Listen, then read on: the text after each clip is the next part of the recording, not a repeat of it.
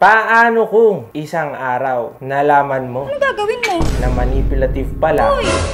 ang boyfriend mo? Patay! Palit ka ng password tapos aalis ka ngayon. Hindi mo, may babae ako. Live-in lang naman tayo kung tayo kasal. Gusto mo, alam mo lahat. Hindi na kita kukulitin, sabihin mo lang para alam ko kung safe ka. Bakit nga bawal nga ako umalis pag hindi ko sinabi sa'yo kung saan ako. Eh, ba't pa ako magmumoto? Ano gagawin mo? Uy! Ba't pa ako magmumoto? Ito na rin ang magagamit eh. Diba? Anak ka ng Magandang buhay mga kumpare. Sobrang tagal na mula nung pinagtripan ko si Jenna, kaya eto na ang right timing para gumante sa mga sinasabi niya sa akin at sa motor ko na tunog lata naman daw. Parang tricycle na hindi makaahon. Ganun. Kaya naman meron akong binili na magbabago ng tunog ng motor ko. At ipapakita ko to kay Jenna sa pinaka hindi niya inaasahang pangyayari. Paano kung isang araw nalaman mo Ano gagawin mo? na manipulative pala Uy! ang boyfriend mo? Patay! Disclaimer lang mga kumpare, huwag niyo itong gagayahin, huwag nating sasaktan yung feelings ng mga partner natin for the sake of entertainment at sa video na to, kaya gagawin natin to. At bago ko naman sinimulan yung prank na to, para hindi niya mahalata na meron akong plano sa kanya, pinaglutuan ko siya kagabi. Ready na ang food! Sinangag! Pagkatapos namin kumain, dito ko na ginawa yung mga sumunod kong plano. Nagpalit ako ng password sa Facebook at nilag out of all session ko dahil nakalagin kay Jenna yung mga social media accounts ko. Kaya naman nagtaka na siya at eto ang sinabi niya. Palit ka ng password. Ha? Palit ka ng password. Bakit? May kasi na ako. Ano yun? Sabi mo. Wala, ang sinusubukan lang. May nakita kasi ako. Ano ka? Sa algo lang. Okay. Nakalusot ako pero sigurado nag-o-overthink na yan. Sinabi ko lang sa kanya na may tinetesting ako about sa algorithm ng Facebook pero hindi niya alam na kasama to lahat sa mga plano ko. Nagsimula na siyang magtaka kaya naman lalo ko pang ginalingan yung pagtatago. Pagtatago nung message namin nung shop na pinagbilhan ko. Bago? Alam mo ang cellphone mo? Gamit ko? Nasa Facebook mo. Hindi may hinasa yung message Sino? sa tropa. Tikta ko lang pera niya. Hinasa yung message.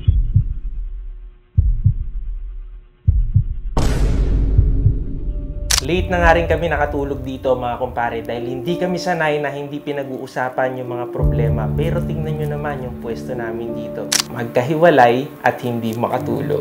Dito kami natulog sa sala dahil meron silang lakad ni mama at sigurado hindi niya ako kakausapin. Kaya eto yung gagawin kong rason para sa plano ko sa kanya. Pero nung kinabukasan, tama yung plano ko. Hindi na ako ginising ni Jenna at umalis agad siya. Kaya naman, nang pag-uwi niya, isinagawa ko na yung plano ko sa kanya. Nagkunyari ako na meron akong pupuntahang lakad nang hindi niya alam at sigurado magtatanong yan dahil nagpalit ako ng password kagabi. Saan ka pupunta? Ha? Saan ka pupunta? Alis ka? Yun lang. Saan? May punta lang. Saan ba? Saan ka pupunta? Love. Love. Ano ba yun? Saan ka mapupunta? Diyan nga lang. Ikaw nga di ka nagsasabi sa kapupunta eh. Alis-alis ka agad eh. Alam mo naman, di ba? Kay tita ako pupunta. Ano? Kay tita. Oh, nagsabi ka kanina. Ha? Hindi. Oh, diba? Saan ka nga pupunta, love? Ba't ba tanong ka ng tanong? Kailangan malaman. Para mas lalong lumala yung pangamba ni Jenna, eto yung mga sinabi ko sa kanya. Partner mo ko eh. Oh, partner. Ha? Kasal tayo? Pati password ko. O ba't ka nagpalit? Oh, ba't gusto mo malaman? Saan ka muna pupunta? Ba't ka aalis ngayon? Nagpalit ka ng password tapos aalis ka ngayon. Hindi mo, may babae ako. Ha?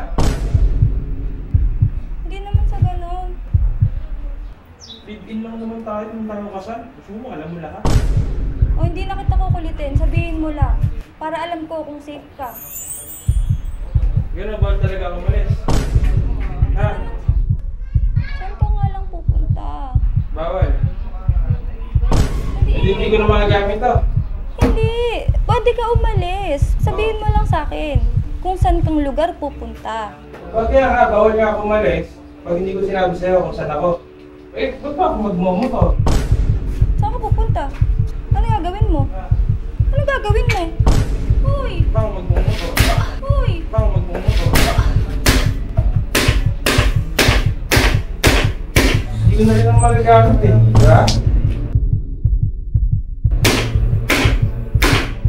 Bakit mo sinisira? Bakit mo sinisira yan? Nuhuli mo ako, di ba? May bahay ako.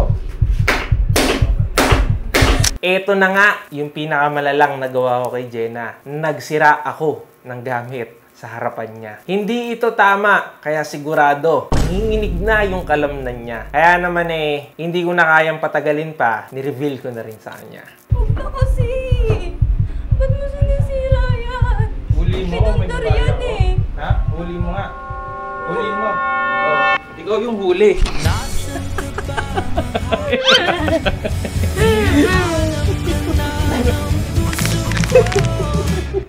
Bakit nandito ka?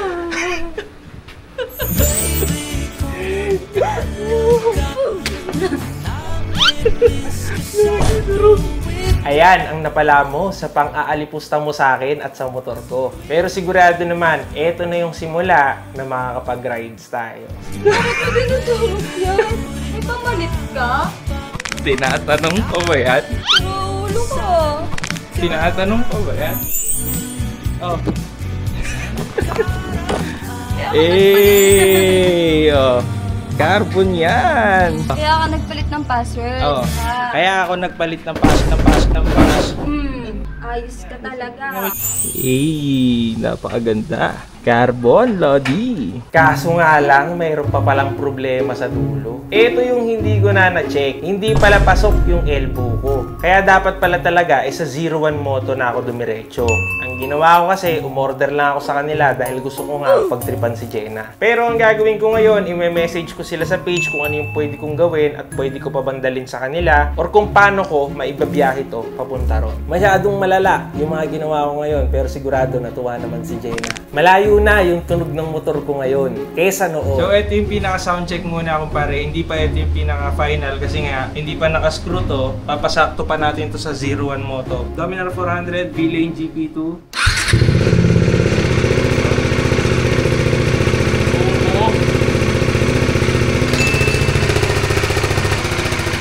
Again, yung wala.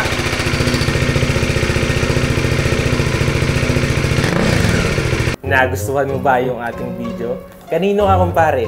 Team Jenna? Team Libag? Let's go! I'm love you all!